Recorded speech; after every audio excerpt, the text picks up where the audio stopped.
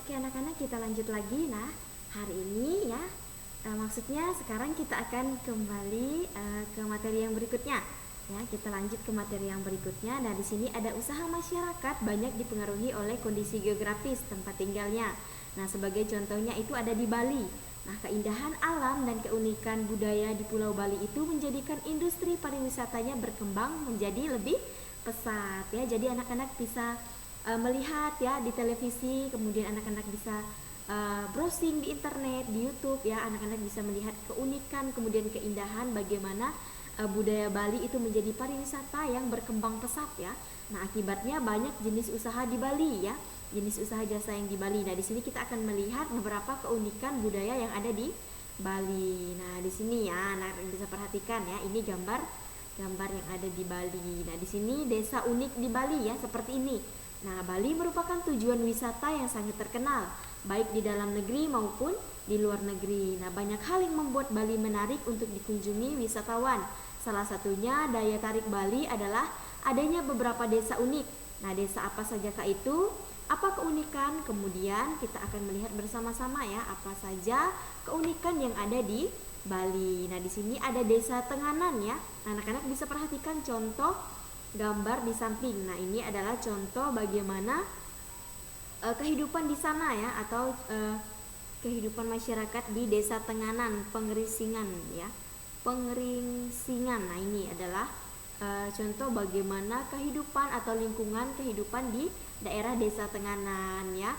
Jadi di sana sangat unik ya, indah pemandangannya ya, masih sangat sejuk, kemudian segar ya, masih banyak pepohonan ya. Nah, seperti pada gambar di sini. Nah, di sini Desa Tenganan terletak di Kecamatan Manggis, Kabupaten Karangasem di sebelah timur Pulau Bali. Nah, Desa Tenganan merupakan salah satu desa yang paling tertua di Bali ya, anak-anak. Nah, di mana masyarakat desa ini masih menjunjung tinggi nilai adat dan budayanya. Nah, Desa Tenganan merupakan salah satu desa Bali Aga atau desa asli suku Bali itu tadi ya. Jadi desa ini terkenal dengan kesederhanaannya ya.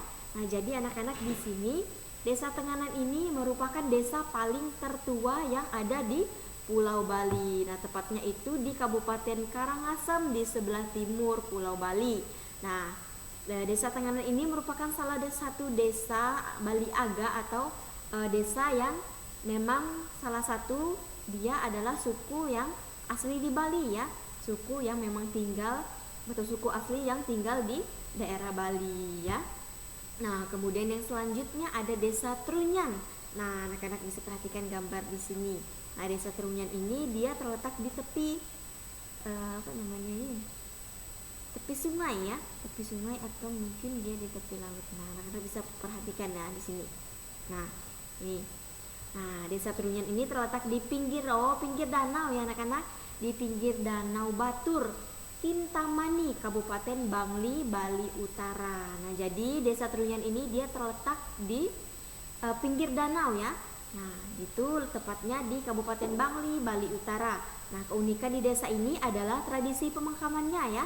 Nah, pada masyarakat Hindu Bali ya, jenazah orang meninggal akan dibakar atau yang disebut dengan ngaben. Nah, itu kurang lebih seperti masyarakat yang ada di India ya. Anak-anak bisa misalnya anak-anak pernah menonton film India. Nah, kalau film India itu kan orang yang meninggal ya, jenazahnya itu dia dibakar di atas kayu, tumpukan kayu, kemudian yang diambil itu adalah abunya. Nah, ini kurang lebih seperti Desa Trunyan juga ya. Nah, di sini jenazah orang yang meninggal itu akan dibakar atau yang bisa disebut mereka dengan ngaben. Nah, namun di Desa Trunyan, jenazah orang meninggal hanya diletakkan di atas tanah di dalam gua. Nah, bahkan juga mereka biasanya diletakkan di atas pohon. Nah, tradisi ini mereka sebut dengan istilah mepasah ya. Nah, ini adalah salah satu keunikan yang ada di Desa Trunyan. Nah, di mana di desa ini jenazah orang yang meninggal itu mereka bakar. Nah, kemudian mereka bisa juga biasanya mereka letakkan di atas tanah di dalam gua, bahkan juga bisa mereka letakkan di atas pohon ya anak-anak. Jadi berbeda sekali dengan kita di Indonesia. Nah, kalau kita di Indonesia kan kita dimakamkan ya, kita dibuat kubur sendiri, dimasukkan ke dalam peti ya. Kalau di sana mereka dibakar dengan cara dibakar ya, seperti kurang lebih di India. Nah, kemudian di sini ada desa Penglipuran ya. Nah, ini desa Penglipuran. Nah, coba anak-anak perhatikan contoh gambarnya di sini ya, di samping ini ya. Sangat indah sekali ya anak-anak, banyak keunikan ya. Jadi ini adalah pemandangan di desa Penglipuran. Nah, anak-anak bisa lihat ya. Ini jalannya sangat bersih, tidak ada sampah, kemudian udaranya masih segar ya, ada tanaman yang masih sangat hijau dan masih terjaga kebersihannya ya. Nah, desa Penglipuran itu terletak di Kabupaten Bangli ya, lebih kurang 45 km di Kota Denpasar. Nah, desa ini memiliki struktur bangunan yang teratur dan rapi ya, seperti pada contoh di gambar ini ya, anak-anak bisa lihat sendiri. Nah, masyarakat desa Penglipuran tidak pernah melepaskan adat dan budaya yang berlaku secara turun-temurun. Nah, oleh karena itu, masyarakat desa Penglipuran banyak melakukan acara adat seperti pemasangan dan penurunan adat odalan ya, serta perayaan galungan dan hari besar lainnya ya. Jadi, desa Penglipuran ini ya terkenal dengan desa yang teratur dan rapi ya, seperti yang anak-anak lihat pada gambar di sini ya. Jadi lingkungan di sekitar desa Penglipuran itu sangat bersih ya, rapi, kemudian juga teratur ya. Jadi ini beberapa keunikan desa yang ada di Bali ya. Nah, kemudian di halaman 73 itu ya, ayo berdiskusi ya. Nah, di situ ada keunikan. Apa saja keunikan desa di Bali? Nah, tentu saja ya di sini desa Bali atau desa terkenal dengan kesederhanaannya. Nah, daerah desa Trunyan, jenazah orang yang meninggal itu hanya diletakkan di atas tanah di dalam gua, bahkan ada juga yang diletakkan di atas pohon ya. Nah, di mana masyarakat desa Penglipuran itu banyak melakukan acara adat seperti pemasangan dan penurunan odalan serta perayaan galungan dan hari besar lainnya. Nah, kemudian ada keunikan di daerah tempat tinggalku. Nah, di sini Ibu tidak menulis jawabannya ya, karena keunikan di daerah tempat tinggal Ibu kemudian di daerah tempat kalian itu berbeda ya. Jadi anak-anak nanti bisa tuliskan sendiri di buku catatannya ya, apa saja daerah keunikan di tempat tinggalku. Ini bukan tugas ya, tetapi ini hanya sebagai pelajaran untuk kalian atau materi pembelajaran untuk kalian di rumah ya. Kalian bisa mencari keunikan apa saja yang ada di daerah tempat tinggal kalian ya.